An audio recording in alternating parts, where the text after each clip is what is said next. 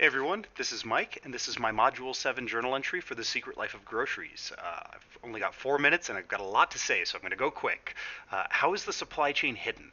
I don't think the supply chain is hidden as much as it is obscured intentionally in layers and complexity.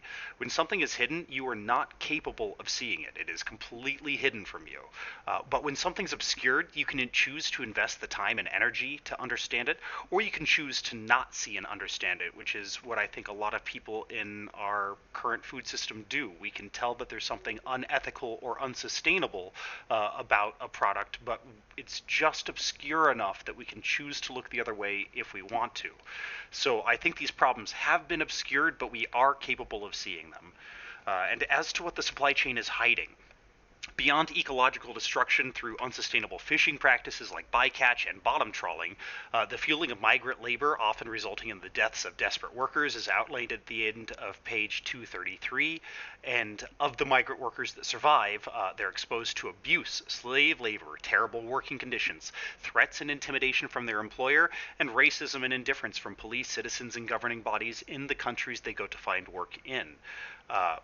Those are all hidden by the food system that profits off of these people. Tu Lin being beaten, as described on page 236, for asking for his wages was definitely an obscured reality for me. I expect internationally to find labor violations and wage disputes, but I had no idea how prolific slave labor was in the Thai fishing industry previous to this reading. Above all, I think the supply chain is hiding exploitation of people and abuse of migrant labor in particular, and long-term ecological degradation, all in the name of profit. Uh, so not great. But on to the second question. Lore notes that in many ways the horror is so vast that it risks overwhelming anyone who learns about it. How does this section highlight the importance of systems thinking? What do you think are the best ways to affect this system? So a lot of these problems can't be solved with you as a consumer voting with your dollar. These are systemic problems and they require systemic solutions, which requires systemic thinking. There were a couple resource modules, very quickly because I don't want to run out of time. Last week, the initiative, Know Your Farmer, Know Your Food. I think that is such a wonderful solution. Knowing your food, in addition to localism, health, sustainability, ethics, and fair labor, all easier to enforce domestically.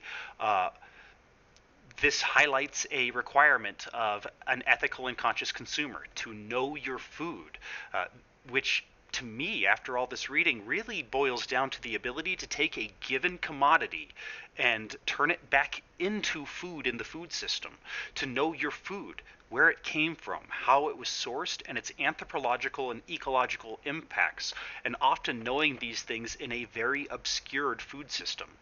Uh, in addition to that, we also have a couple ideas that came directly out of the book. Page 247 talks about building a network of migrants, collectivizing towards a common goal. In our Mediterranean food systems class, we read a similar story about migrant farm workers in Italy who collectivized to great success. So building a network is always great. Page 251, Humanity United, talking about media awareness to shift the global conversation. So just getting people aware, getting consumers conscious of the issue. And my personal solution would be developmental projects in those nations where migrant workers are coming from. Tu Lin didn't need to go out of his country if there were economic opportunities in his country. Instead of seeing Tu Lin open a grocery store, I would much rather see him open a shrimp farm and help employ the very people that we're going to turn into him in the future. I hope his grocery store can employ a ton of people, but it just would have been great to see some development, see the story go full circle. And then this week's resource module, these 4 challenges will shape the next farm bill, really point out how we do spend our way out of problems. 1.2 trillion for SNAP benefits in the farm bill, 19.5 billion for programs that invest in climate change. We know these are the solutions when it's at our doorstep, when it's in our home country. So I really think we know that these are the solutions for developing nations as well. Uh, But that's all the time I have. This has been a great class. I really enjoyed watching all of your videos, and I hope to see you all next semester.